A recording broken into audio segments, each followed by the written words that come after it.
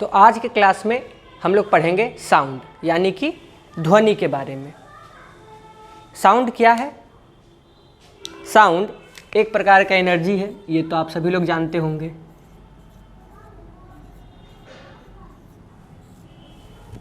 Sound एक प्रकार का एनर्जी है, लेकिन यह जो एनर्जी है ये कैसे उत्पन्न होता है? साउंड कैसे उत्पन्न होता है? कोई भी पदार्थ में जब हम कंपन पैदा करते हैं तो आवाज़ उत्पन्न होता है।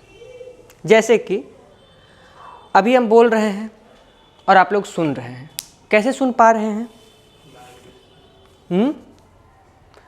हवा है, हवा एक मीडियम के तौर पे काम कर रहा है।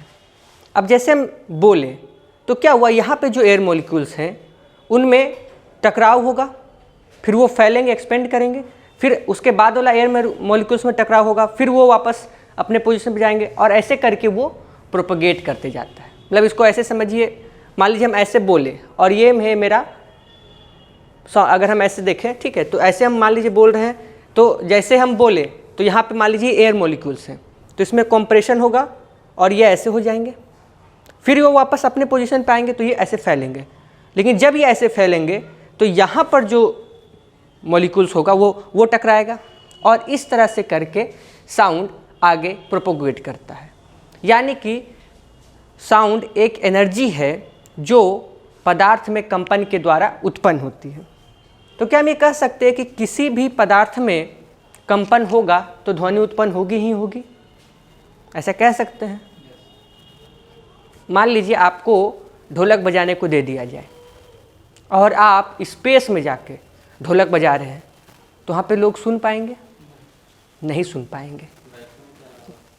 हाँ, क्योंकि वहाँ पे वैक्यूम है ना, और साउंड को ट्रेवल करने के लिए मीडियम मस्ट है, चाहिए ही चाहिए। तो क्या हम लोग कह सकते हैं कि यह जरूरी नहीं कि हर कंपन से ध्वनि उत्पन्न हो। हाँ, अगर ध्वनि उत्पन्न हो रही है तो इसका मतलब कि कंपन जरूर हो रहा है, लेकिन यह जरूरी नहीं कि अगर कंपन हो तो ध्वनि उत्पन्न हो ही हो। क्लियर है? साउंड कैसा वेव है? पिछले क्लास में हम वेव के बारे में सीखे थे। तो साउंड एक लॉन्गिट्यूडनल वेव है।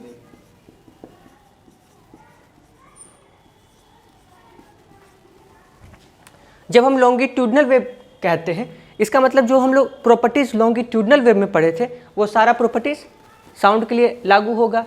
तो लॉन्गिट्यूडनल वेव में हम लोग क्या पढ़े थे? सबसे पहला तो खूबी क्या है कि इस तरंग को ट्रेवल करने के लिए मीडियम मस्ट है, माध्यम की आवश्यकता जरूरी होनी चाहिए। इसी से हम लोग देखें कि वैक्यूम में क्या है, साउंड ट्रेवल नहीं करता।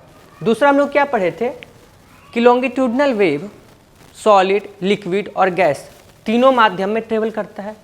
क्या साउंड भी सॉलिड, लिक्विड, गैस तीनों माध्यम में ट्रेवल करता है? करता है। अभी हम बोल रहे हैं तो ये क्या है, एयर है। मान लीजिए कोई व्यक्ति पानी के नीचे बैठा हुआ है, या फिर मान लीजिए एक उदाहरण हम लोग ले लेते हैं मछली का। यहाँ पर एक मछली है, अब ये मछली दूसरे मछली को बोल रही है कि हाय तुम कैसे हो, तो क्या ये दूसरी मछली सुन पाएगी? बिल्कुल सुन पाएगी। आप लोग बचपन में एक खेल किए होंगे, नारियल के पीछे या पैराशूट का ढक्कन के पीछे रस्सी बांध के तुम उस पेड़ के पीछे छुप जाओ, हम इस पेड़ के पीछे छुप जाते हैं, अब बोल रहे हेलो हेलो। तो क्या है, साउंड किस माध्यम से उसमें ट्रेवल किया? सॉलिड, वो स्ट्रिंग है, वो क्या है, सॉलिड ऑब्जेक्ट की तरह काम कर रहा है। यानी कि ध्वनि तीनों माध्यम में ट्रेवल करती है, सॉलिड भी, लिक्विड भी और गैस भी। क्लियर है? मान लीजिए कोई आपको एक चाटा मारा तो आप लोग गुस्सा हो जाते हैं कि वाह हमको ये मार दिया, लेकिन अब से गुस्सा नहीं होना है। जब वो चाटा मारा तो सबसे पहले आपको होगा दर्द, तो जब दर्द हो तो गुस्सा नहीं होना है, उसमें कहना कि वाह मेरा रिवीजन हो गया। किसका? तरंग का। जब हमको चाटा मारा यानी कि वेव का हमारा रिवीजन हो गया, उसके अंदर जो एनर्जी था वो एनर्जी मुझ में ट्रांसफ़र कर किया। और जब चाटा पड़ा तो दर्द के साथ साथ एक और आवाज़ आता, चट सा, है ना, चटाक कैसे आवाज़ आता है। तो जो चटाक आवाज़ है उससे क्या कहेंगे, वहाँ भी गुस्सा नहीं होना है, खुश हो जाना कि वाह मेरा साउंड का रिवीजन हो गया, यहाँ पे कंपन हुआ जिससे आवाज़ उत्पन्न हो गया। तो अब से कोई आपको चाटा मारे तो गुस्सा नहीं होना है और उसको तारीफ़ करना है कि वाह एकदम 1 सेकेंड में मेरा वेव और साउंड का मेरा रिवीजन हो गया, उसको थैंक यू बोलना है। क्लियर है? तो आप लोग समझ गए साउंड कैसे ट्रेवल करता है, साउंड आखिर है क्या। इंसानी का जो कान यानी कि हम लोग का जो कान होता है वह 20 हर्ट्ज से लेकर 20 किलो हर्ट्ज तक सुन सकता है। कहीं कहीं पे आपको यह इस तरह से 20,000 हर्ट्ज भी लिखा मिल सकता है, लेकिन ये जो के है ना उसका शब्द उसका मतलब होता है किलो। कोई को कहता होगा कि मेरा सैलरी कितना है 50 के, इसका मतलब क्या होगा कि 50 रुपया कमाता है? नहीं, 50,000 कमाता है। ठीक है, तो ऐसा भी आपको देखने को मिल सकता है।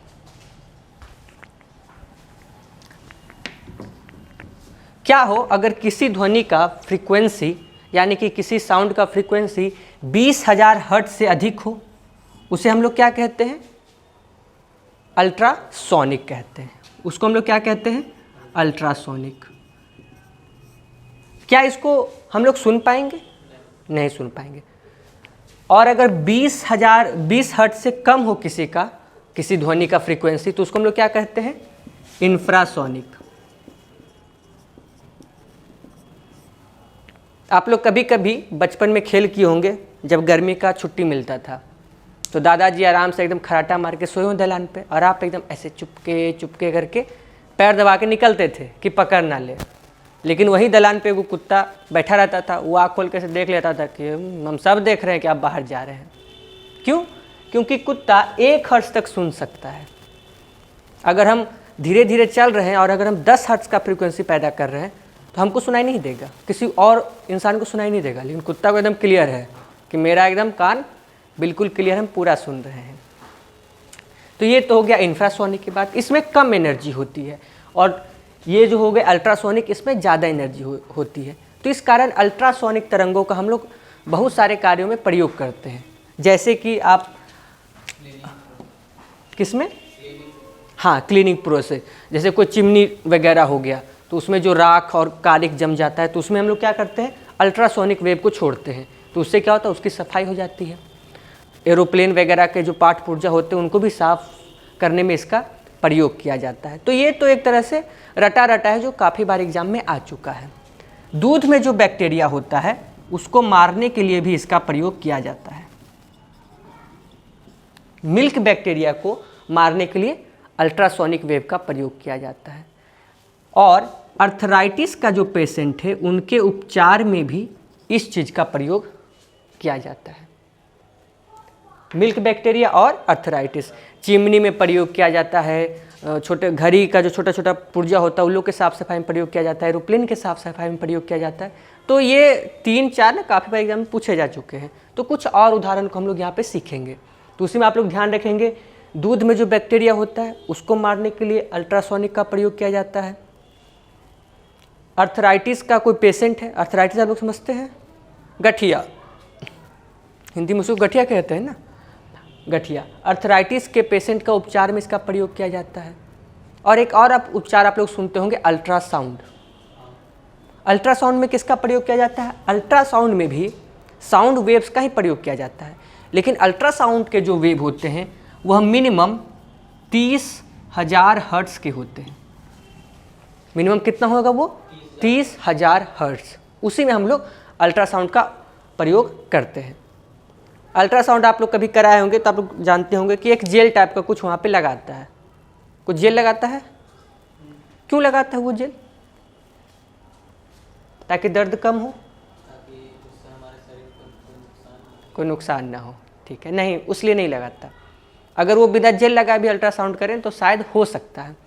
कभी कभी डॉक्टर को देखते होंगे इधर इधर कर रहा है, बोल रहा है ठीक से नहीं दिख रहा, और जेल घस दिया, अब बोल हाँ अब साफ से दिख रहा है, ऐसा करता है।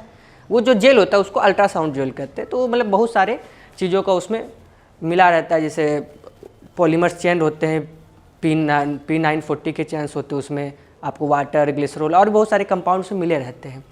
हालांकि उसको अल्ट्रासाउंड जेल हम लोग कहते हैं। उसका इसलिए प्रयोग किया जाता है कि जो अल्ट्रासाउंड वेव है तो एयर में उतना, अगर हम सीधा उसको भेजना चाह रहे हैं तो वो सीधा नहीं जाएगा, थोड़ा सा डिफ्लेक्शन उसमें हो जाता है। और वो जो जेल होता है वह अल्ट्रासाउंड वेव्स को डायरेक्ट भेजने में मदद करता है, क्योंकि अगर हम वो जेल नहीं लगाएंगे तो बीच में एक एयर बबल बन जाता है और वो बबल से अल्ट्रासाउंड वेव सीधा ट्रेवल नहीं कर सकते। तो क्योंकि वो बबल ना बने और अल्ट्रासाउंड वेव डायरेक्ट ट्रेवल करे, इसलिए हम लोग उस जेल का प्रयोग करते हैं। तो वो नहीं पूछा जाएगा, लेकिन आपको सवाल में ऐसा आ जाएगा कि अल्ट्रासाउंड वेव में हम लोग कितने हर्ट्ज़ का साउंड वेव्स को यूज़ करते हैं। तो उसमें ऑप्शन दिया रहेगा, तो आप जान रहे हैं उसमें आंसर क्या होगा, 30,000 हर्ट्ज़ या फिर 30 किलो हर्ट्ज़ के वेव को। ये क्लियर है। ये जो 20 हर्ट्ज़ से 20,000 हर्ट्ज़ तक है, इसको क्या कहते हैं हम लोग, इसको हम लोग कहते हैं ऑडिबल रेंज। मतलब इस रेंज में मनुष्य की कानें इसको सुन सकती है। ये जो अल्ट्रासोनिक है, यानी कि जो 20,000 हर्ट्ज़ से अधिक है, ये कौन सुन सकता है, चमगादड़ सुन सकता है, ये डॉल्फिन सुन सकते हैं। डॉल्फिन क्या है, एक मछली या मैमल, एक मैमल है, ठीक है। तो ये आप लोगों को क्लियर यहाँ तक। तो हम लोग देखें साउंड का परिभाषा, देखें ऑडिबल रेंज और उसका कुछ यूज़ के बारे में देखें। आप लोगों से एग्ज़ाम में ये खासकर पूछा जाएगा, ये जो हम लोग एग्जाम्पल की बात की ना, एप्लीकेशंस की, उसकी बात की है। उसमें दिया रहेगा कि दूध के बैक्टीरिया को मारने के लिए किसका प्रयोग किया जाता है, और उसमें तरह तरह के ऑप्शन रहेंगे। तो उसमें आपको किसको टिक मारना है, अल्ट्रासोनिक वेव्स को टिक मारना है। यहाँ तक क्लियर है। नेक्स्ट हम लोग देखेंगे स्पीड ऑफ साउंड।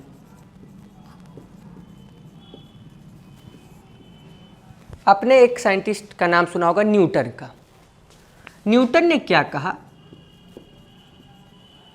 कि यह जो ध्वनि गमन करती है वह एक आइसोथर्मल प्रोसेस है, यानी कि साउंड का ट्रेवल करना एक आइसोथर्मल प्रोसेस माना। आइसोथर्मल प्रोसेस कहने का मतलब आसान भाषा में ऐसा समझिए कि अब यहाँ पे हम डीजे पूरा लगा दें और 3 घंटे खूब एकदम निरहुआ का गाना बजा दें, तो क्या इसका तापमान बढ़ जाएगा, नहीं बढ़ेगा, ठीक है। तो वही उन्होंने क्या कहा न्यूटन, कि जो ध्वनि का गमन है वह एक आइसोथर्मल प्रोसेस है, और क्योंकि वह आइसोथर्मल प्रोसेस है तो उन्होंने ध्वनि का वेग निकालने के लिए एक फॉर्मूला दिया, root under P by rho, जहाँ पे ये पी क्या है, पी है प्रेशर। किसका प्रेशर, जिस माध्यम में ध्वनि गमन कर रही है। जैसे अगर ऑक्सीजन गैस भरा हुआ है और उसमें गमन करे तो उसका कुछ एक प्रेशर होगा, ठीक, वो। और रो क्या है, डेंसिटी। और जब इसका वैल्यू उन्होंने पुट किया तो उनको आया 280 मीटर पर सेकंड। लेकिन आज बच्चा बच्चा जानता है ये आंसर क्या है, गलत है। ऐसा बहुत कम ही जगह हुआ जहाँ पे न्यूटन पूरी तरह से गलत साबित हो गए हों, है ना। और काफ़ी अंतर है राइट आंसर के बीच में। तो एक साइंटिस्ट हुए जिनको हम लोग कहते हैं लैपलेस। लैपलेस ने कहा कि यह जो न्यूटन कहे हैं ये फॉर्मूला यह गलत है, और उन्होंने ध्वनि के गमन को एक एडियाबैटिक प्रोसेस माना, और उन्होंने कहा कि यह फॉर्मूला में थोड़ा सा सुधार करना पड़ेगा। तो उन्होंने क्या सुधार किया, उन्होंने क्या कहा कि ध्वनि का जो गमन है, यानी कि velocity of sound is equal to under root P gamma बटे रो। उन्होंने क्या यहाँ पे ऐड किया, गामा को ऐड किया। गामा मतलब सीपी बटे सीवी, आप जान रहे हो उसको, ठीक। तो उन्होंने ऐसा कहा, और जब यहाँ पे वैल्यू पुट किया गया तो लैपलेस का फॉर्मूला के हिसाब से 332 मीटर पर सेकेंड आंसर आया, जो बिल्कुल सही है। तो यहाँ से आपको ऐसे सवाल पूछा जा सकता है कि ध्वनि का वेग से संबंधित कौन से साइंटिस्ट हैं। अब वहाँ पे आपको न्यूटन दे दिया जाए, लैपलेस दे दिया जाए, आइंस्टाइन दे दिया जाए और मैक्स प्लांक दे दिया जाए, और ऑप्शन ई कोई सही नहीं, एक से अधिक सही। तो सही आंसर क्या होगा यहाँ पे, दोनों हो जाएगा। यहाँ क्या पूछा है कि ध्वनि के वेग से संबंधित वैज्ञानिक का नाम, ये भी तो अपना प्रयास किया ना न्यूटन। गलती हो गई तो क्या हो गया, और लैपलेस प्रयास किए तो यहाँ पे ऑप्शन ई दोनों, न्यूटन और लैपलेस दोनों हो जाएगा। क्लियर है यहाँ पे ध्वनि का वेग। अभी जो हम लोग फॉर्मूला देखें, जो लैपलेस का फॉर्मूला देखें, उसमें हम लोग क्या देखें, under root P gamma by rho. P यहाँ पे क्या है, प्रेशर है। तो क्या अगर आपसे पूछूं कि क्या ध्वनि का वेग प्रेशर पर निर्भर करता है, तो आप लोग कहेंगे कि हाँ, फॉर्मूला तो साफ दिख रहा है प्रेशर। लेकिन नहीं, ध्वनि का वेग प्रेशर पर निर्भर नहीं करता। तो आपके मन में सवाल है कैसे, प्रेशर तो सामने दिख रहा है। तो कुछ ऐसा ही है, कैसे कोई आदमी सर्कस में जोकर का ड्रेस पहना है तो उसका वो जोकर थोड़े है, वो तो सिर्फ एक भेष पहना है। वो तो एक भेष धारण किया, मुखौटा लगाए हुए। तो ये जो डेंसिटी है, डेंसिटी का फॉर्मूला m/v होता है, मास बाय वॉल्यूम। तो हम लोग यहाँ पे लिख सकते हैं √P gamma divided by 1 double divided m/v। रो का हम यहाँ पे वैल्यू पुट कर दिए। क्लियर है? तो यह इसके साथ मल्टीप्लाई हो जाएगा और यह इसके साथ मल्टीप्लाई हो जाएगा। तो नेक्स्ट स्टेप में हम ऐसा लिख सकते हैं P gamma into V divided by m, है ना। और चार्ल्स अबोयल्स एक साइंटिस्ट थे जिन्होंने एक फॉर्मूला दिया कि PV is equal to RT। इन्होंने इस फॉर्मूला को दिया था। तो क्या यहाँ पे इस PV के जगह पे हम लोग RT लिख सकते हैं? तो ये लिख सकते हैं हम लोग ऐसे कि अंडर रूट गामा RT/m। तो क्या अब इस फॉर्मूला में आपको प्रेशर दिख रहा है? नहीं, ये प्रेशर क्या है? एक तरह से मुखौटा पहने हुए था जिसको हम लोग यहाँ पे निकाल लिए। लेकिन यहाँ पे आपको कुछ नए नए टर्म अब मिल गए होंगे। पहला आपको क्या मिल रहा होगा यहाँ पे? एक तो टेम्परेचर दिख रहा है यहाँ पे, और एक आपको क्या दिख रहा है? मास। ठीक है, ये दोनों कांस्टेंट है तो इनकी आवश्यकता नहीं है। तो क्या हम लोग ऐसा कह सकते हैं कि जो ध्वनि का वेग है वह डायरेक्टली प्रोपोर्शनल किसके है? √T के। एक तो ये हम लोग को मिल गया। दूसरा हम कह सकते हैं कि जो ध्वनि का वेग है वह इन्वर्सली प्रोपोर्शनल है रूट मास के, √m का। यहाँ पे टेम्परेचर की बात किया, √m यहाँ पे क्या है? मास। यानी कि जिस माध्यम में ध्वनि गमन कर रहा है उसका कुछ मास होगा। जैसे कि यहाँ पे हम एक उदाहरण लेते हैं ऑक्सीजन का। ऑक्सीजन भरा हुआ है और ध्वनि उसमें गमन कर रही है। ऑक्सीजन का मास कितना होता है? 16। ऑक्सीजन का मास कितना होता है? 16। तो वहाँ पे जो ध्वनि का गमन करने का स्पीड होगा वो कितना होगा? स्पीड तो नहीं, लेकिन क्या होगा? √16 यानी कि 4 होगा, है ना। और अगर हम हाइड्रोजन की बात करें तो हाइड्रोजन का मास कितना होता है? 1, यानी कि √1, तो यहाँ पे 1 आएगा। यानी कि हम कह सकते हैं कि अगर कोई गैस ज़्यादा भारी है तो उसमें ध्वनि जो गमन करेगी वो धीरे गमन करेगी, कंपैरेबल वैसे गैस के जिसका मास कम हो। यानी कि अगर आपसे ऐसा पूछा जाए कि 4 ऑप्शन दे दिया जाए, एक आपको दे दिया जाए ऑक्सीजन, एक आपको दे दिया जाए हाइड्रोजन, एक आपको दिया जाए क्लोरीन, और एक आपको, चलिए 3 ही देते हैं। इन तीनों गैस में सबसे ज़्यादा गति से या सबसे ज़्यादा वेग ध्वनि का किस गैस में होगा? हाइड्रोजन में, क्योंकि वो सबसे हल्का है। क्लियर है? अगर हम टेम्परेचर को 4 टाइम्स बढ़ा दें तो ध्वनि का वेग कितना टाइम्स बढ़ेगा? 2 टाइम्स बढ़ेगा, है ना। √4 = 2। तो क्लियर यहाँ तक? अभी हम लोग देखते हैं कि ध्वनि का वेग किन किन बातों पर निर्भर करता है। एक तो अभी हम लोग यहाँ पे देखें कि ध्वनि का वेग एक तो टेम्परेचर पर निर्भर करता है, डायरेक्टली प्रोपोर्शनल है, यानी कि ज़्यादा टेम्परेचर होगा तो ध्वनि का वेग बढ़ता चला जाएगा। दूसरा हम लोग देखें मास पर। मास के ये क्या है? इन्वर्सली प्रोपोर्शनल है, यानी कि मीडियम जितना भारी होगा ध्वनि का वेग उतना कम होगा। जैसे कि एयर का भी हम लोग उदाहरण लिए, हाइड्रोजन गैस, ऑक्सीजन गैस की बात किए, तो कंपैरेटिवली हाइड्रोजन गैस में ध्वनि का वेग ज़्यादा होगा। अगर हम देखें ह्यूमिडिटी को, तो क्या ह्यूमिडिटी का कैसा प्रभाव पड़ेगा ध्वनि के वेग में? ह्यूमिडिटी आप लोग समझते हैं? नमी। अगर ज़्यादा नमी रहेगी तो ध्वनि का वेग बढ़ेगा या घटेगा? बढ़ेगा। ज़्यादा नमी तो ध्वनि का वेग बढ़ेगा, और अगर ड्राई एयर रहा, शुष्क रहा, तो उस टाइम ध्वनि का वेग घटेगा। यानी कि ह्यूमिडिटी भी क्या है? डायरेक्टली प्रोपोर्शनल है ध्वनि के वेग से। यहाँ पे हम वेलोसिटी ऑफ अगर मीडियम की बात करें, वेलोसिटी ऑफ मीडियम कहने का मतलब यानी कि क्या? हाँ, माध्यम। जिस माध्यम से ध्वनि गमन कर रहा है उस माध्यम का अपना कुछ स्पीड होगा। जैसे कि आप लोग कभी कभी देखे होंगे कि दोस्त के साथ आप बाइक पे जा रहे हैं और मान लीजिए वो आप पीछे बैठे वो बाइक चला रहा है, तो वो कुछ बोलता है, हाँ, और आप कहते क्या बोला जी, क्या बोला जी, क्या बोला जी। अब वो आगे चला रहा है, कुछ कुछ बोल रहा है। तो यहाँ पे दिक्कत क्या है कि क्योंकि आप मान लीजिए 60 का स्पीड से जा रहे हैं, तो जो वेग है हवा का वो पीछे की तरफ है और वो बोल रहा आगे की तरफ, तो क्या होता है उससे कैंसल आउट हो जाता है, तो आपको सुनाई नहीं देता है ना, का बोलते रहता उधर के बोलना, ऐसे कहते हैं। यानी कि अगर जो ध्वनि का वेग है, अगर माध्यम का भी वेग उसी की तरफ होगा, अगर माध्यम का स्पीड उसी की तरफ होगा तो ध्वनि ज़्यादा उसका वेग बढ़ जाएगा, और अगर ऑपोजिट रहेगा तो ध्वनि का वेग घट जाएगा। क्लियर है यहाँ पे?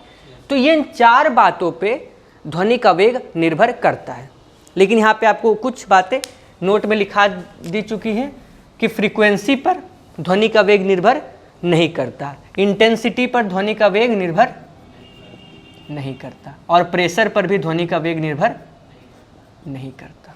क्लियर है? तो ध्वनि का वेग किस किस पे निर्भर करता है? टेम्परेचर पे, मास पर, ह्यूमिडिटी पर और वेलोसिटी ऑफ मीडियम, यानी कि उस माध्यम का कितना वेग है। फ्रीक्वेंसी, इंटेंसिटी और प्रेशर, इन सभी पर ध्वनि का वेग निर्भर नहीं करता। यहाँ तक क्लियर है आप लोगों को? अब हम लोग देखेंगे यहाँ पे कैरेक्टरिस्टिक्स ऑफ साउंड।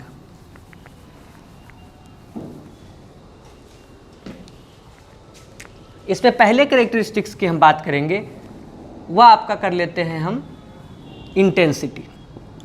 इंटेंसिटी मतलब जैसे अभी हम धीरे धीरे बोल रहे हैं और अभी हम जोर से बोल रहे हैं, क्या हो गया? इंटेंसिटी में फर्क पड़ा। इसी को हम लोग कहते हैं इंटेंसिटी। यानी कि जो हम कहते हैं ना बोलचाल की भाषा में कि धीरे से बोलना या तेज से बोलना, यह जो गुण है इसी को हम लोग ध्वनि का इंटेंसिटी कहते हैं, इंटेंसिटी ऑफ साउंड कहते हैं। यहाँ पे एक बात थोड़ा सा ध्यान रखेंगे, ये थोड़ा सा जनरल मिस्टेक काफ़ी हो जाता है कि हम लोग ध्वनि का जब भी रिप्रेजेंटेशन करते हैं तो इस टाइप का करते हैं। ये कैसा, ये किसका रिप्रेजेंटेशन है? ट्रांसवर्स वेव का। लेकिन ध्वनि एक लॉन्गिट्यूडनल वेव है और लॉन्गिट्यूडनल वेव इस टाइप का रिप्रेजेंटेशन है। ठीक है? इंटेंसिटी जो है वह किस पे डिपेंड करती है? एम्पलीट्यूड पे। एम्पलीट्यूड मतलब इस चीज़ पर, इसे क्या कहते हैं हम लोग? एम्पलीट्यूड। और लॉन्गिट्यूडनल वेव की अगर बात करें तो ये क्या होगा हमारा? एम्पलीट्यूड। एम्पलीट्यूड जितना ज़्यादा होगा ध्वनि का वेग उतना ज़्यादा होगा, यानी ध्वनि का वेग बोले यानी कि जो इंटेंसिटी ऑफ साउंड है ना, यानी कि हम अभी धीरे धीरे बोल रहे हैं तो हमारा एम्पलीट्यूड कम है, और अभी हम जोर से बोल रहे हैं तो यानी कि एम्पलीट्यूड को हम बढ़ा दिए। जैसे कि यह एक दिया हुआ है और दूसरा में हम दे दें इस टाइप का।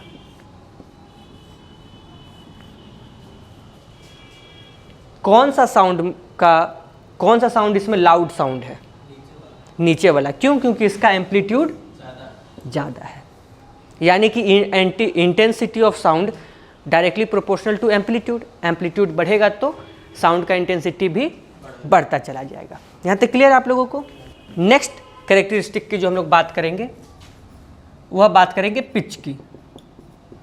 आप लोग कभी आप लोग गए होंगे रेलवे स्टेशन पे, तो उस टाइम जब लड़की लोग अनाउंस करती है कि यात्रीगण कृपया ध्यान दें, गाड़ी नंबर फलाना जनशताब्दी एक्सप्रेस प्लेटफॉर्म नंबर 4 पे आने वाली है, तो एक तो वो हो गया। लेकिन कभी कभी कोई लड़का लोग भी अनाउंस कर देता है आने वाली है, ऐसे बोलता है, तो आधा पूछता कहा भाई जी कहा, कुछ तो कहा था। तो वहाँ पे क्या दिक्कत है? वहाँ पे पिच का दिक्कत है, जिसको हम लोग कहते हैं ना कि मीठा ध्वनि, या फिर एक होता है रफ साउंड, मीठा बोलना, और एक होता है भारी बोलना। वो किस पे डिपेंड करता है? वो पिच पे डिपेंड करता है। अगर कोई मीठा बोल रहा है तो इसका मतलब उसका पिच ज़्यादा है।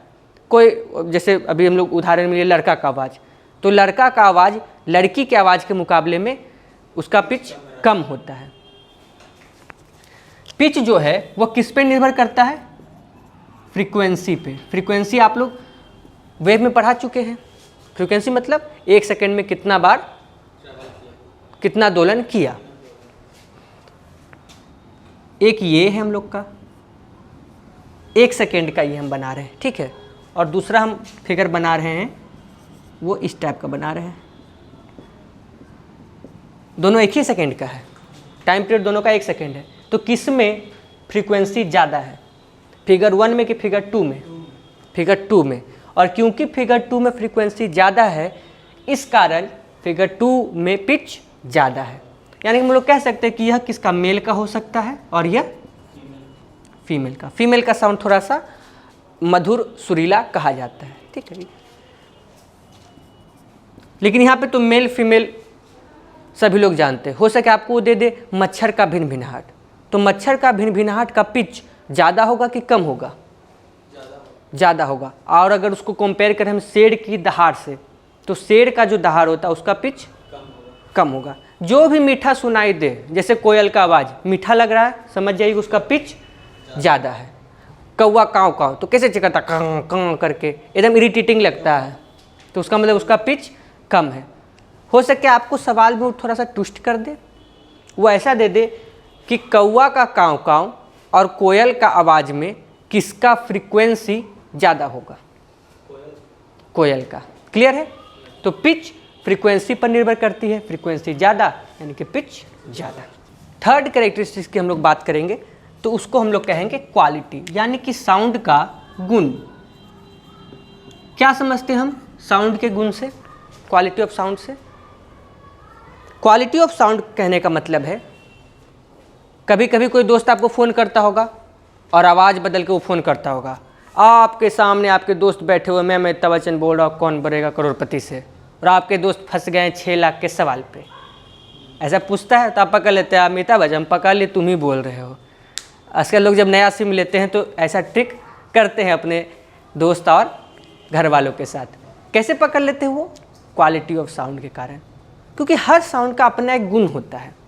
अगर आपका कोई जान पहचान का है आदमी है तो आप उसको पीछे से भी चलते हुए देखेंगे तो पकड़ लेंगे, है ना, कि हाँ पहचान लिए तुम ही है। तो साउंड भी वही होता है।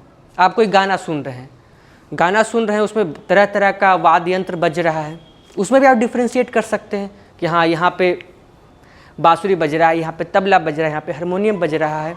यही होता है क्वालिटी ऑफ साउंड, यानी कि ध्वनि का गुण, यानी कि ध्वनि का वह गुण जिस कारणवश हम ध्वनि को अलग अलग कर सकते हैं, उसे हम कहते हैं क्वालिटी ऑफ साउंड। तो यह 3 कैरेक्टरिस्टिक आपको ध्यान में होने चाहिए।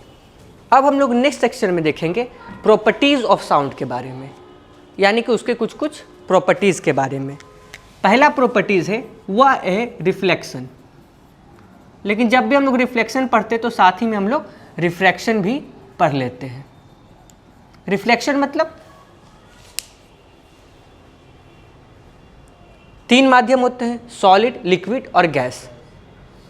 जब हम ध्वनि कहें, अब क्या ये एयर है, ध्वनि रिफ्लेक्ट, इसमें शब्द ही क्या रिफ्लेक्ट। रिफ्लेक्ट मतलब कहीं से टकरा के वापस आ गया, जैसे कि हम ये पेन फेंके और यहाँ पे टकरा के फिर से वापस आ गया, तो ये क्या हो गया, तो रिफ्लेक्ट हो गया। अब यहाँ पे क्या एयर है, हम बोल रहे हैं तो इस बेंच से, साउंड से, आपसे टकरा के फिर से ध्वनि मेरे पास वापस आ रहा है। लेकिन हम उसको किस मीडियम में भेजे थे? हवा में, और वो आया किसी उसी मीडियम में आया। तो जब ध्वनि जिस मीडियम में जाती है, टकराने के बाद उसी मीडियम में वापस आ जाती है, यानी कि उसी माध्यम में वापस आती है, तो उसको हम लोग कहते हैं रिफ्लेक्शन। लेकिन रिफ्रैक्शन मतलब कि जब माध्यम बदल जाए, जैसे मान लीजिए आप पानी के अंदर हैं और हम हवा में हैं, तो हम आपको जब बोलेंगे तो आवाज़ क्या होगा, हवा से पानी में जाएगी, तब तो आप सुनेंगे। पानी के अंदर रहते तो भी लोग सुन लेता, अच्छा ऊपर ये कह रहा था, हम सब सुन रहे थे, है ना। तो वो रिफ्रैक्शन हो गया। यानी कि इन दोनों में जो सबसे बड़ा अंतर वह यह है कि रिफ्लेक्शन में जिस माध्यम में ध्वनि जाती है, टकराने के बाद उसी माध्यम में वापस आ जाती है। लेकिन रिफ्रैक्शन में क्या होता है, माध्यम बदल जाता है। तो यह दोनों इसमें विभेद का अंतर है। तो ये रिफ्लेक्शन और रिफ्रैक्शन क्या है, ध्वनि का एक गुण है। आप लोग उसका चाहे तो छोटा सा प्रैक्टिकल भी कर सकते हैं। आप लोग क्या करेंगे, आज घर जाके अलार्म घड़ी या इस टाइप का कुछ आप ले लेंगे, है ना। और कभी कभी टीवी के साथ आप काफ़ी किए होंगे, टीवी वहाँ लगा तो रिमोट इधर मार रहे हैं, हाँ चैनल चेंज हो रहा है, ये चीज़ किए होंगे। तो साउंड के साथ भी आप लोग ये चीज़ कर सकते हैं। या कभी कभी आप लोग देखे होंगे क्या करते हैं लोग कि अब गाना सुनना है, अब फ़ोन का स्पीकर उतना बढ़िया नहीं काम कर रहा, तो वो क्या करते हैं कि फ़ोन को ऐसे ट्विस्ट कर देते हैं, फ़ोन को वो क्या करते हैं, ट्विस्ट कर देते हैं, और दीवार से टकरा के साउंड आता है ना। तो उसमें 2 चीज़ काम कर जाता है, एक तो रिफ्लेक्शन भी काम करता है और उसमें एक रेजोनेंस भी काम करता है। लेकिन वो जो किए वो क्या किए कि साउंड निकला स्पीकर से और वो दीवार से टकरा के फिर वापस आता है, तो वहाँ पे एक काम कर रहा है आपका रिफ्लेक्शन। रिफ्लेक्शन से ही जो गुणे जो जुड़े हुए कुछ बात है वह आती है एक बात इको की। इको मतलब हाँ, जिसको हम दोबारा सुनते। देखिए हम लोग का जो कान है ना, उसमें ऐसा मशीन फिट है कि 1/10 सेकेंड में जितना भी ध्वनि आएगा उसको एक पैकेट में डालकर दिमाग तक भेज दीजिए कि लीजिए हुजूर ये इन्फॉर्मेशन आया है। अगर 1/10 सेकेंड के बाद वो टप गया तो फिर वो अलग बक्सा में चला जाता है। आप लोग बचपन में एक सुने होंगे कि गांव में एक भूताहा कुआं रहता है जो गर्मी का मौसम में आता है। क्यों आता है? कि कुआं में पानी का स्तर नीचे हो गया है। आप बोलेंगे हेलो तो नीचे से आवाज आएगा hello hello hello hello hello hello, ऐसे आता है। कभी कभी भाषण वगैरह में भी हेलो बोलते नेताजी तो हेलो हेलो हेलो हेलो, तो सिस्टम वाला क्या करता है, जिसके टेंट वाला, इको कम करो इको कम करो, इको बढ़ गया है ना। कभी कभी शादी उदी में जाइएगा तो आप इको बढ़ा दीजिएगा, तो कोई बोलेगा हेलो तो 10 बार हेलो हेलो हेलो हेलो, ऐसे वो हो जाता है। तो इको में असल में क्या हो रहा है, लेकिन ये रिफ्लेक्ट होके ही आ रहा है एक तरह से कहा जाए। लेकिन रिफ्लेक्शन में हम लोग इसकी चर्चा नहीं किए थे। रिफ्लेक्शन में क्या है, किसी भी वस्तु से टकरा के आ गया या कहीं से भी सरफेस से टकरा के आ गया। इको में क्या हो रहा है, जैसे भी चर्चा की कि हम लोग का कान में 1/10 सेकेंड का एक उस तरह से हमारा शरीर और मतलब हमारा कान और ब्रेन कार्य करता है। 1/10 सेकेंड में जितना भी ध्वनि आएगा उसको एक पैकेट में डाल के दिमाग तक भेज दिया जाएगा कि देखिए ये इन्फॉर्मेशन आया है। अब इको में क्या है, आप लोग जानते हैं कि ध्वनि जो ट्रेवल करती है वह 332 मीटर पर सेकेंड है। हम लोग यहाँ पे उसको 330 मान लेते हैं, ज़्यादा फर्क नहीं पड़ेगा। यानी कि अगर हम कहें ध्वनि 1/10 सेकेंड में कितना डिस्टेंस ट्रेवल करेगी तो इसको हम लोग 10 से डिवाइड कर देंगे। तो जब आप इसको ऐसे काट दीजिएगा, यानी कि 1/10 सेकेंड में ध्वनि 33 मीटर ट्रेवल करती है। अब यहाँ पे कोई आदमी खड़ा है और वह कुछ कहा। अब यहाँ पे एक दीवार है, वह कुछ कहा तो ध्वनि गया और फिर टकरा के ध्वनि वापस आया, है ना। अब मान लीजिए ये जो दूरी है यह 17 मीटर है, 17.5 मीटर मान लेते उदाहरण के तौर पे। तो अगर देखा जाए तो 33 मीटर से ज़्यादा ट्रेवल करेगा। 17 से प्लस 17 34 और यहाँ पे यानी कि 35 मीटर ट्रेवल किया। यानी कि अब तक कान में क्या हो जाएगा, अब दूसरा पैकेट आ जाएगा। तो इसी को हम लोग कहते हैं इको। जब पहली वाली ही ध्वनि टकरा कर वापस हमें सुनाई दे, इसी को हम लोग कहते हैं इको। और इको के लिए मिनिमम डिस्टेंस कितना होना चाहिए, तो मिनिमम डिस्टेंस होना चाहिए हम लोग को 17 मीटर। अगर मिनिमम डिस्टेंस 17 मीटर है तो इको हम लोग को सुनाई देगा। आप लोग फिल्म वगैरह में या कभी पहाड़ वहाड़ पे घूमने गए होंगे, झरना, तो वहाँ पे आप लोग ट्राई किए होंगे। पहाड़ पे आप चिल्लाइएगा हेलो तो बहुत सारा आवाज़ आएगा हेलो ऐसे करके, वो क्या है, वो इको है। क्लियर यहाँ पे। तो पूछा जाएगा आपसे कि इको के लिए न्यूनतम दूरी क्या होनी चाहिए, 17 मीटर। न्यूनतम दूरी 17 मीटर होनी चाहिए इको के लिए। इको से ही एक और जुड़ा शब्द आ जाता है इकोलियन। इको और इकोलियन अलग है, लेकिन ये सब एग्जाम में नहीं पूछा जाता। लेकिन आप लोग कभी कभी देखे होंगे, कभी मॉल वगैरह में जाएंगे तो जो स्टेयर केस होता है, अगर आप वहाँ ऊपर की तरफ कहेंगे तो एक थोड़ा सा म्यूजिक टाइप का आपको सुनाई देगा। जब फिजिक्स में हम म्यूजिक की बात करें तो ये नहीं कि हाँ निरहुए के गाना एकदम सुनाई देगा। म्यूजिक मतलब एक मीठा फ्रीक्वेंसी जब नॉर्मल पीरियोडिक वे में आ रहा है तो उसको हम लोग ऐसा म्यूजिक मानते हैं फिजिक्स के टर्म में। तो आप लोग ऐसा नोटिस किए होंगे कि जो स्टेयर केस होता है, अगर आप उस पर बोलिएगा नीचे से खड़ा होके तो थोड़ा सा एक आवाज़ आएगा, आप गूंज को सुन सकते हैं, थोड़ा सा वो अच्छा लगता है। उसी को हम लोग क्या कहते हैं, इकोलियन। इको और इकोलियन में अंतर है। इको अलग सिद्धांत पे काम करता है, इकोलियन अलग सिद्धांत पे काम करता है। इकोलियन में क्या हो रहा है, जैसे स्टेयर केस की भी हम लोग बात किए, तो स्टेयर केस क्या है, वो एक फिक्स पैटर्न है। मान लीजिए यहाँ पे आपको 4-4 इंच की ऊंचाई दी गई है, तो 4-4 इंच की ऊंचाई है। अब जो साउंड वेव है वो टकरा के यहाँ से आएगा, फिर यहाँ से वापस आ जाएगा, फिर टकरा के यहाँ से वापस आएगा, ऐसे करके आएगा। तो क्या हो जाएगा कि एक पीरियोडिक डिस्टेंस, क्योंकि क्या है दोनों में सेम है, ये भी 4 इंच का ऊंचाई है, ये भी 4 इंच ऊंचा है, तो एक फिक्स टर्म में साउंड वापस आएगा कान तक।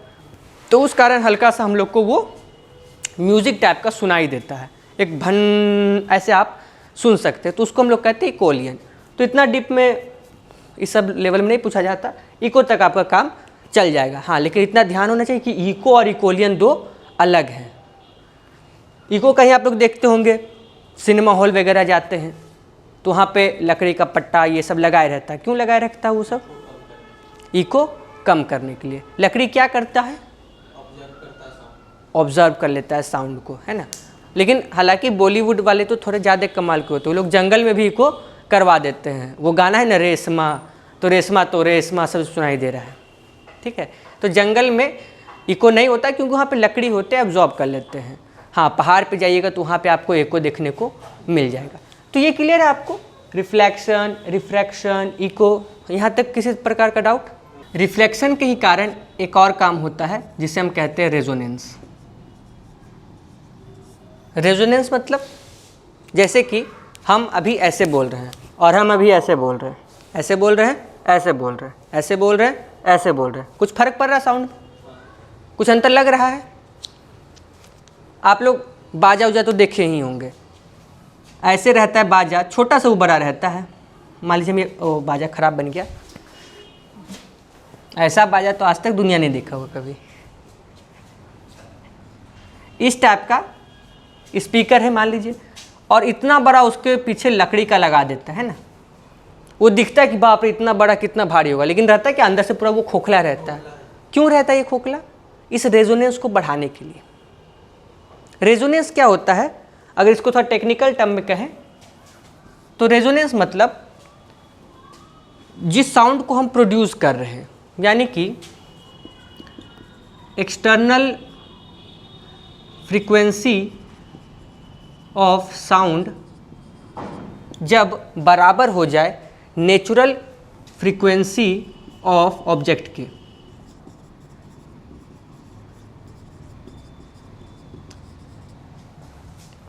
रहने दीजिए, इतना डिटेल में जाने की आवश्यकता नहीं है। आसान भाषा में समझिए, हर पदार्थ का एक अपना कंपन करने का लिमिट होता है। कभी भूकंप आ गया तो आप देखते हो घर डोल रहा है ना। कहते हैं लोग कि भूकंप रोधी घर बना रहे हैं, तो क्या है कि भूकंप आया तो घर डोल रहा है, तो उसमें कुछ ऐसे इंजीनियर लोग के द्वारा डिजाइन बनाया गया कि थोड़ा सा उस कंपन को झेल सके। अब वो घर ज़्यादा डांसिंग करने लगे तो वो गिर जाता है ना। तो हर ऑब्जेक्ट का अपना कुछ अपना उसमें इनबिल्ट होता है कि वो कुछ स्थिति तक वो कंपन कर सकता है। ऐसा नहीं कि भूकंप आए तो तुरंत वो गिर ही जाएगा, कुछ कंपन करने की कैपेसिटी होती है। लेकिन हम एक ऐसा ध्वनि प्रोड्यूस कर दें जो उसके कंपन के बराबर ही हो जाए। तो जब एक्सटर्नल ध्वनि यानी कि बाहरी ध्वनि जो हम प्रोड्यूस कर रहे हैं और पदार्थ का जो अपना कुछ क्षमता है कंपन करने का, दोनों का फ्रीक्वेंसी जब एक हो जाएगा तो जो एम्पलीट्यूड है जिसको आयाम कहते हैं वो अधिकतम हो जाएगा, मैक्सिमम। और इसी गुण को हम लोग रेजोनेंस कहते हैं। अभी जैसे कि इस बाजा की बात की, तो बाजा क्या है? सिर्फ इसको बजता तो सिर्फ ये है, लेकिन इसको इसलिए किया गया है, इसको बॉक्स में इसलिए हम लोग डालते हैं कि इसका कुछ अपना एक क्षमता होता है कंपन करने का। तो जब ये कंपन करता है ना तो आवाज़ ज़्यादा निखर के आता है। जैसे हम कहें ना, अभी हम ऐसे बोल रहे हैं और अभी हम ऐसे बोल रहे हैं, बोल हम हो ही रहे हैं, हम कोई अपना इंटेंसिटी नहीं बढ़ाएं। ऐसा नहीं कि हम ज़्यादा जोर से बोल रहे हैं, लेकिन अब क्या हो गया कि कुछ कंपन कर रहा है, ये एक पदार्थ की तरह काम कर रहा है, और जब ये पदार्थ कंपन करता है तो आवाज़ थोड़ा सा और लाउड होके आता है। इसी को हम लोग कहते हैं रेजोनेंस। अभी जैसे हम लोग फ़ोन की बात किए थे, एक हम ऐसे सुन रहे हैं और एक हम ऐसे करके सुने, फ़ोन का स्पीकर को इधर टच करके सुने। ये तो आप लोग घर में जाकर भी प्रैक्टिकल करेंगे, क्लास के बाद भी आप लोग कर सकते हैं। तो उसमें क्या होगा, ये ज़्यादा निखर के आएगा, ज़्यादा आपको लाउड साउंड आएगा। ये बचपन में हम लोग ऐसे भी प्रैक्टिस कर चुके हैं, जो गरीबी वाली ना छोटा छोटा स्पीकर मिल जाता था रेडियो का, तो उसको बर्तन में डाल के हाँ अब आवाज़ बढ़िया आ रहा है। तो चलो गरीबी के एक दिन थे, अब तो काफ़ी इजीली लाउड स्पीकर और ये सब मिल जाते हैं।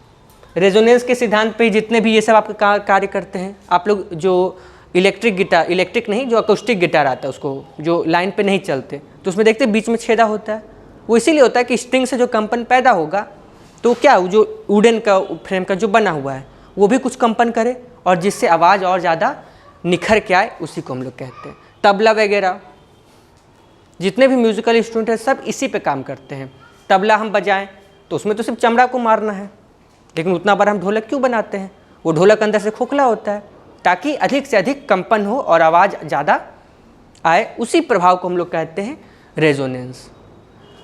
इसी रेजोनेंस के कारण आप देखेंगे कि सैनिकों को पुल पर कदम तल करके चलने से मना किया जाता है। क्यों? हो सके पुल बहुत बढ़िया हो, उससे एकदम 200-300 ट्रक एक बार खड़ा हो जाए तो कुछ ना हो, लेकिन अगर जब सेना चल रही है और कदम तल करके 200 लोग चल रहे हैं तो उससे क्या होगा कि पुल का अपना कुछ कंपन करने का क्षमता होगा। अब अगर बराबर की फ्रीक्वेंसी पैदा कर दी जाए तो पुल क्या हो जाएगा, बहुत ज़्यादा ही वो डांस करने लगेगा और ज़्यादा डांस करेगा तो क्षतिग्रस्त हो जाएगा। तो रेजोनेंस के कुछ पॉजिटिव प्रभाव भी होते हैं, कुछ नेगेटिव प्रभाव भी होते हैं, और ये घटना सच में हो चुकी है। ये जो पुल वाली जो चर्चा की ना सैन्य वाली, तो 1936 में अमेरिका में ये घटना सच में हो चुकी थी कि सेना की गाड़ी निकल गई 4-5 गो, अब पीछे से पैदल सैनिक थे कुछ 400-500 और कदम तल करके चल रहे थे, तो पुल क्षतिग्रस्त हो गया था। मतलब पूरा टूटा नहीं, लेकिन उस पर दरार आ गया। बताइए, आदमी इतना पावरफुल हो गया। तो इस कारण सेना को मना किया जाता है। हाँ, आपसे कुछ ऐसे उदाहरण दे दिया जाएगा और उससे पूछेगा कि यह ध्वनि के किस गुण के कारण हो रहा है।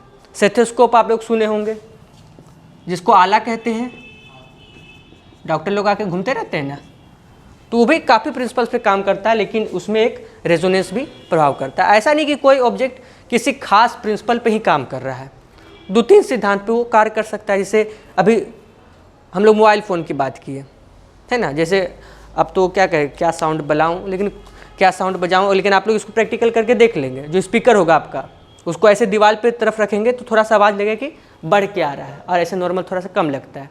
तो रिफ्लेक्शन भी काम कर रहा है और रेजोनेंस भी काम कर रहा है।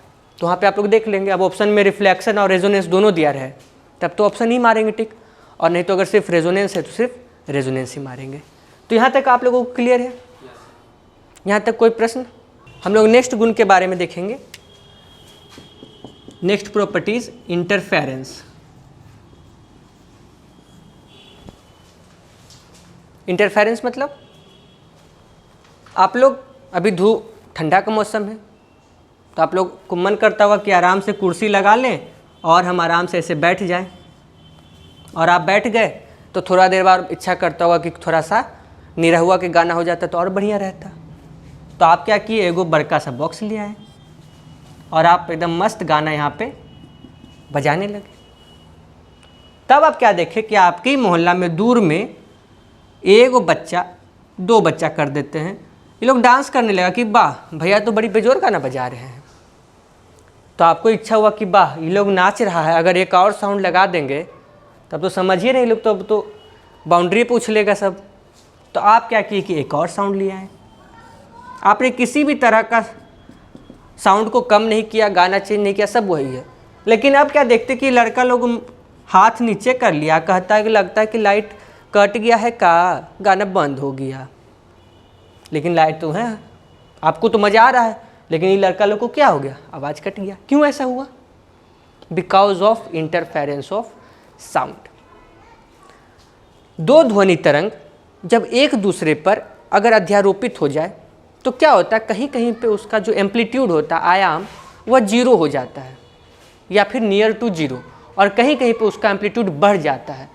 तो इस कारणवश कहीं कहीं पे वही ध्वनि ज़्यादा आपको अच्छा सुनाई देगा, और कहीं कहीं पे वो बिल्कुल एकदम लगेगा कि ध्वनि है ही नहीं। अगर इसको हम लोग पिक्चर में बनाने का प्रयास करें, पिक्टोरियल रिप्रेजेंटेशन करें, तो मान लीजिए यह 2 ध्वनि तरंग है, यह एक ध्वनि तरंग है, और दूसरा क्या होगा कि इसके ऊपर एक और ध्वनि तरंग सुपर इम्पोज कर गई।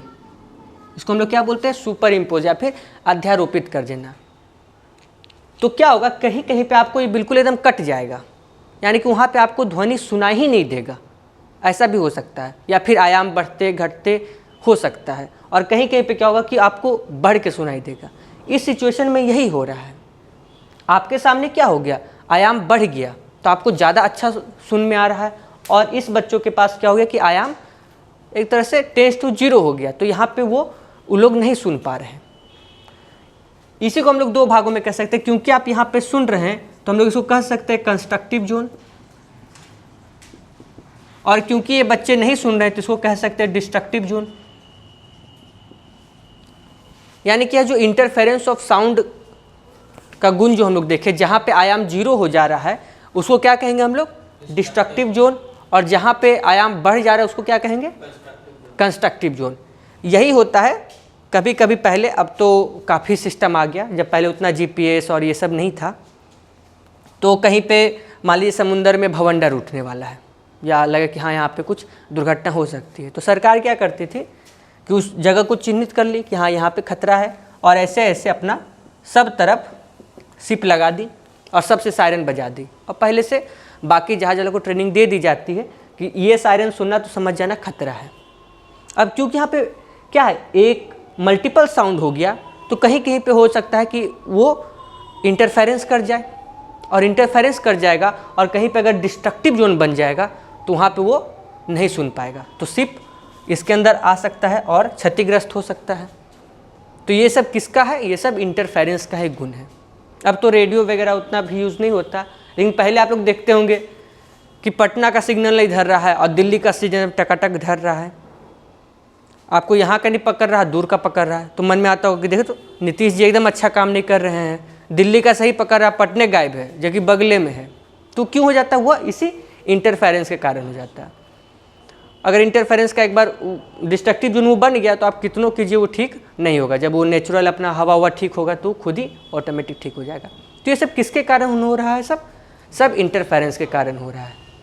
इंटरफेरेंस मतलब जब दो ध्वनि तरंगे एक दूसरे पर अध्यारोपित यानी कि सुपर इम्पोज हो जाती हैं, तो उससे कहीं कहीं पे उनका आयाम बढ़ जाता है और कहीं कहीं पे आयाम घट जाता है। लेकिन आपको परिभाषा की आवश्यकता नहीं है, बस आसान भाषा में आपको इसको समझना है कि आखिर इंटरफेरेंस है क्या।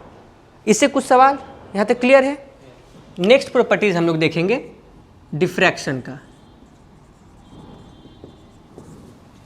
डिफ्रैक्शन मतलब एक कोण से या एक तीक्ष्ण कोण से ध्वनि का मुड़ जाना।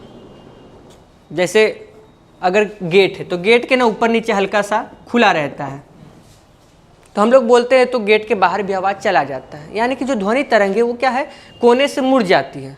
उसी को हम लोग यहाँ पे डिफ्रैक्शन कहते हैं, यानी कि ध्वनि तरंगे का कोने से मुड़ जाने का गुण को ही डिफ्रैक्शन कहते हैं। अब आपसे पूछा जाएगा सवाल कि आदमी रूम के अंदर बात कर रहा है, गेट लगा हुआ है, लेकिन फिर भी बाहर वाला आदमी सुन पा रहा है, क्यों? बिकॉज ऑफ डिफ्रैक्शन, यानी कि कोने से कहीं भी छिद्र रहा, कहीं भी कोना रहा, तो वहाँ से वो मुड़ गया और बाहर वाला भी आदमी सुन गया। इसी गुण को हम लोग कहते हैं डिफ्रैक्शन का गुण। नेक्स्ट प्रॉपर्टीज आप लोग देखेंगे डॉपलर इफेक्ट।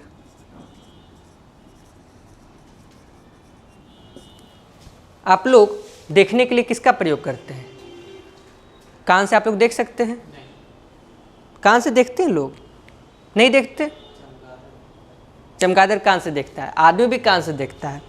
कभी कभी होता है ना कि रजाई के अंदर कहीं घुस गया, फ़ोन कोई घुस गया, तो हम क्या करते हैं, चलो रिंगटोन बजाओ, कॉल किए और फिर ढूंढते हैं ये रूम में, अरे इधर से आवाज़ आ रहा है, रूम में, ऐसे करते रहते हैं।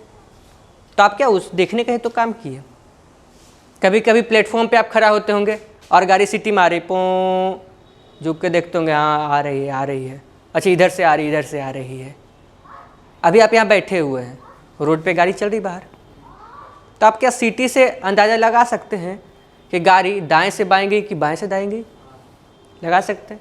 कैसे? आप तो जबकि देख नहीं रहे, आप तो यहाँ बैठे क्लासरूम में बैठे हुए हैं।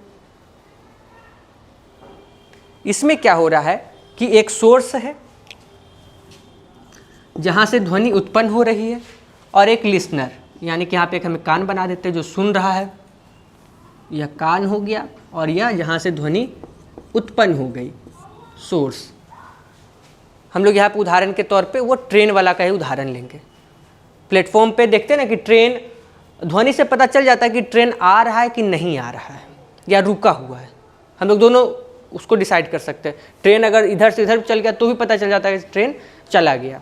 तो यहाँ पे क्या हो रहा है कि हम जो लिसनर है, यानी कि जो सुन रहा है, स्रोत और श्रोता, तो जो ध्वनि उत्पन्न हो रही है उससे कुछ फ्रीक्वेंसी हुआ, लेकिन जैसे जैसे वो नज़दीक आ रहा है ना, तो उसका जो आभासी फ्रीक्वेंसी है वह ऐसा लगता है कि बढ़ते चला जा रहा है।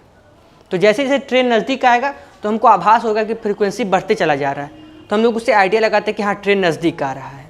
इसी को हम लोग कहते हैं डॉपलर इफेक्ट। हाँ, यहाँ पे ध्यान देने की ध्यान देने वाली बात यह है कि इसमें एक्चुअल फ्रीक्वेंसी नहीं बदलता, लेकिन आभासी फ्रीक्वेंसी जो हमको महसूस हो रहा है वह बदलता हुआ प्रतीत होता है। आप लोग फ़ोन ढूंढते कैसे ढूंढते हैं?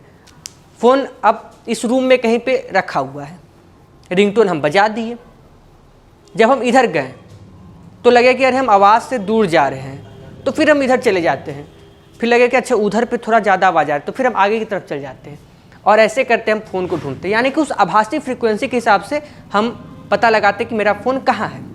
इसी को हम लोग कहते हैं डॉपलर इफेक्ट। हाँ, इसमें कुछ आपको ध्यान रखना है कि जो स्रोत है और श्रोता है दोनों के बीच गति होनी चाहिए, एक रिलेटिव मोशन दोनों में होना चाहिए। अब ऐसा नहीं कि फ़ोन बजा दिए और हमें पे खड़ा है तो आइडिया नहीं लगेगा, हमको थोड़ा बहुत मूव होना पड़ेगा दाएं बाएं, तब हम आभास करेंगे कि अच्छा इधर जा रहे हैं तो आवाज़ हमको बढ़ रहा है कि घट रहा है, उस हिसाब से आइडिया लगाएंगे। तो मान लीजिए आपको ऐसा सवाल पूछ दिया जाए कि डॉपलर इफेक्ट के लिए सही कथन है, और उसमें दे दिया जाए कि स्रोत और श्रोता के बीच आपेक्षिक गति होनी ही चाहिए, तो यह कथन सही है या गलत? तो यह कथन सही है। अगर आपेक्षिक गति नहीं होगा तो डॉपलर इफेक्ट या फिर वो यह जो इनका सिद्धांत है वो सही नहीं होगा, काम नहीं करेगा। क्योंकि अगर जैसे गाड़ी है, अगर गाड़ी सिर्फ हॉर्न बजाए एक जगह खड़ा होकर तो आप आइडिया लगा सकते हैं कि वो चल रही कि नहीं चल रही, नहीं आइडिया लगा सकते। जब तक वो मूव नहीं करेगा तब तक आप आइडिया नहीं लगा पाएंगे। तो यह इसके बारे में हमें कुछ ध्यान देना है। क्लियर है? तो ये सब कुछ प्रॉपर्टीज़ है जो हम लोग साउंड के बारे में सीखें। बाकी डिटेल क्लास में तो सारा कुछ आप लोगों को कराया गया है। ये सिर्फ एक शॉर्ट क्लास क्रैश कोर्स के माध्यम से है कि एक बार रिवीजन हो जाए हमारा, क्योंकि साइंस हर एग्जाम में इजली आपको 20 क्वेश्चन तो रहते हैं, मतलब 20% क्वेश्चन तो रहते ही हैं, और एक बार इसे पकड़ बना ली तो आपका 20% क्वेश्चन पॉकेट में है। तो यहाँ पे हम लोग साउंड को समझे। अब साउंड से जुड़े हुए कुछ सवाल हम लोग यहाँ पर बनाएंगे, है ना। चलिए, आप लोग को भी क्वेश्चन दिख रहा है। पहला क्वेश्चन है, किस तापमान पर हवा में ध्वनि का वेग 332 मीटर पर सेकेंड होता है? ऑप्शन ए है room temperature, b 0 degree celsius, c 100 degree celsius, या ऑप्शन डी किसी भी तापमान पे 0 डिग्री सेल्सियस। यानी कि जो 332 मीटर पर सेकेंड की बात किए थे वह कब है? 0 डिग्री सेल्सियस पे। अगर 1 डिग्री सेल्सियस टेम्परेचर बढ़ता है तो ध्वनि का वेग कितना बढ़ जाएगा? 0.61 मीटर पर सेकेंड ध्वनि का वेग बढ़ जाएगा, एंड वाइस वर्सा। क्लियर है? तो आपको हो सके ऐसा दे दिया जाए कि 0 डिग्री सेल्सियस पे ध्वनि का वेग 332 मीटर पर सेकेंड है, तो मान लीजिए आज बिहार में 25 डिग्री सेल्सियस तापमान है, तो ध्वनि का वेग यहाँ पे क्या होगा?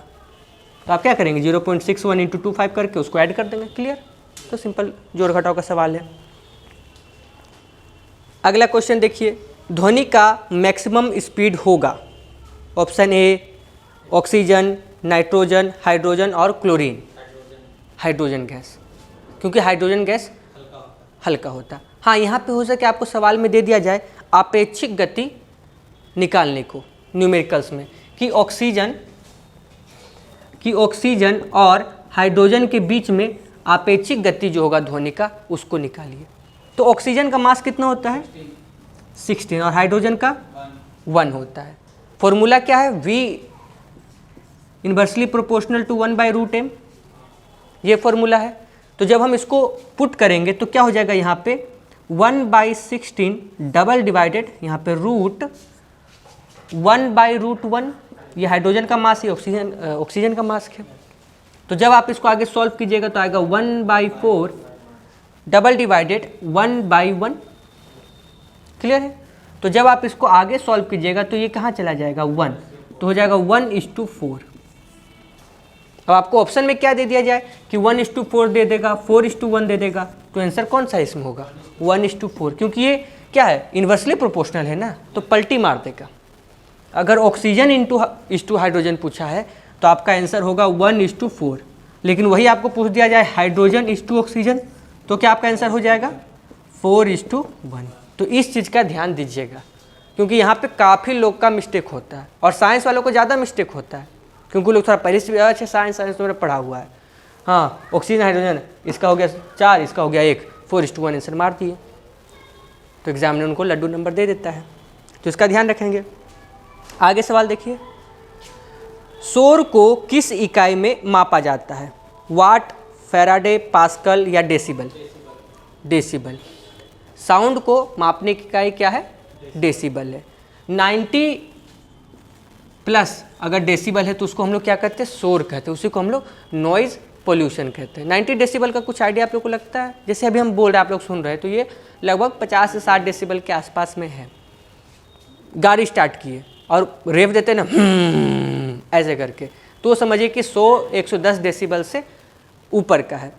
तो यहाँ पे आप लोग इसको हल्का सा याद रखेंगे, 90 डेसिबल का। आपको पूछ लिया जाएगा कि निम्नलिखित में से किस डेसिबल पे हम लोग नॉइज़ पोल्यूशन मान सकते हैं, तो उसमें 50, 60, 70, 80 ऐसे दिया रहेगा। तो 90 प्लस डेसिबल से अधिक का जो भी साउंड होगा वह नॉइज़ पोल्यूशन में गिना जाता है। नेक्स्ट क्वेश्चन देखिए, हवा में ध्वनि का वेग किसमें परिवर्तन के साथ परिवर्तित नहीं होता? सवाल क्लियर है?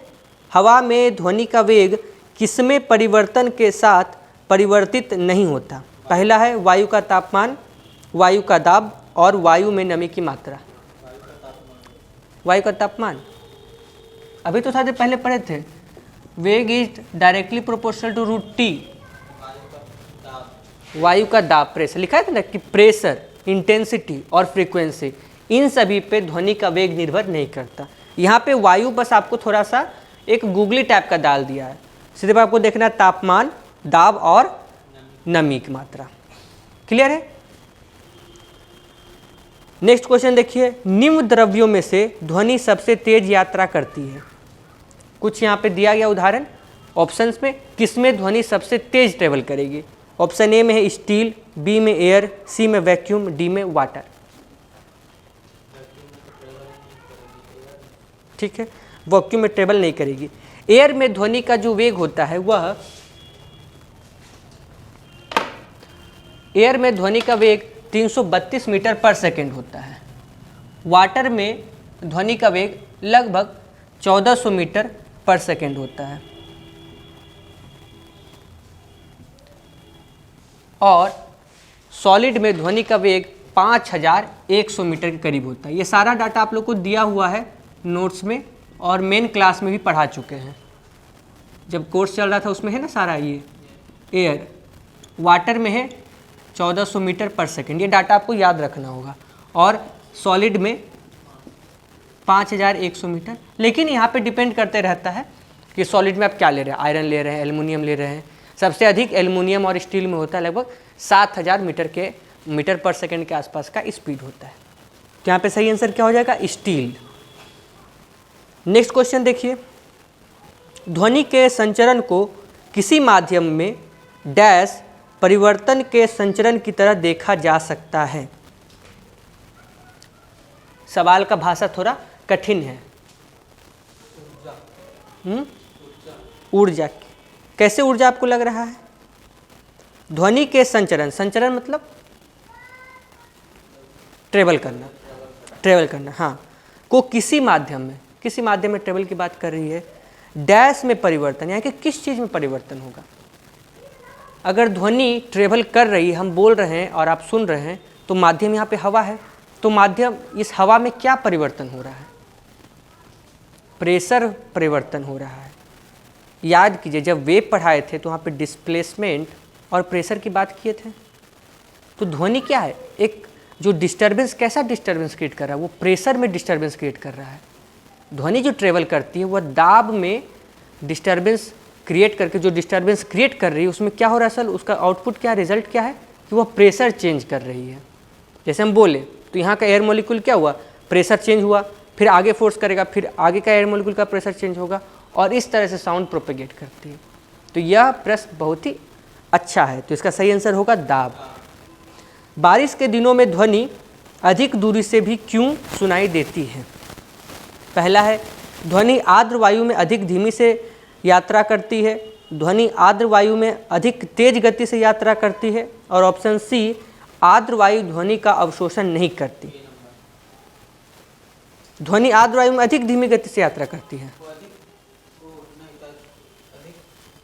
नमी रहेगा ज़्यादा तो तेज गति से यात्रा करती है ना। तो इसका सही ऑप्शन होगा बी। चमगादड़ द्वारा किस प्रकार का ध्वनि उत्पन्न होता है? ये तो आसान है, अल्ट्रासोनिक। ध्वनि तरंगों में कौन सा शब्द जुड़ा हुआ नहीं है? हर्ट्ज, डेसिबल, कैंडेला या मैक? कौन सा शब्द नहीं जुड़ा हुआ है? डेसिबल तो जानते हैं क्या है, ध्वनि का लाउडनेस को मापने का एक मात्रक है। हर्ट्ज आप लोग जानते हैं, फ्रीक्वेंसी। मैक क्या होता है? आप लोग सुने हो कि रफाल का इतना मैक स्पीड है, ब्रह्मोस इतना मैक स्पीड से जाती है। मैक क्या है? मैक यह है कि कोई भी एक माध्यम, जैसे यह एयर है ना, एयर में ध्वनि का वेग 332 मीटर पर सेकेंड है। अब हम कोई ऐसा ऑब्जेक्ट एक बना दे जो ध्वनि के वेग से भी ज़्यादा ट्रेवल करती है ना। अगर वो ध्वनि के वेग से 2 गुना 3 गुना का स्पीड से ट्रेवल करी, 332 है तो 600, यहाँ पे मान लीजिए कोई वेग 664 मीटर पर सेकेंड का स्पीड से ट्रेवल कर रही है, तो उसको क्या कहेंगे? 2 मैक का स्पीड।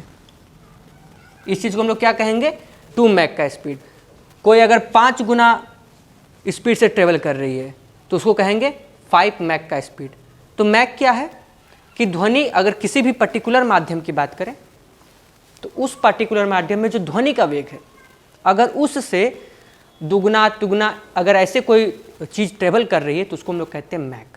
तो यहाँ पे मैक भी ध्वनि से जुड़ा हुआ है, डेसिबल भी ध्वनि से जुड़ा हुआ है और हर्ट्ज भी ध्वनि से जुड़ा हुआ है। तो यहाँ पे जो सही आंसर होगा वह होगा कैंडेला। कैंडेला ध्वनि से जुड़ा हुआ टर्म नहीं है। लास्ट सवाल है, ध्वनि तरंगों की गूंज के लिए कौन सा जिम्मेदार होता है? रिफ्लेक्शन, रिफ्रैक्शन, इंटरफेरेंस या पोलराइजेशन?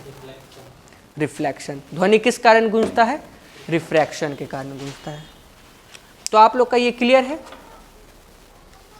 तो आज हम लोग साउंड का रिवीजन यहीं तक रखते हैं और कल हम लोग नेक्स्ट चैप्टर स्टार्ट करेंगे।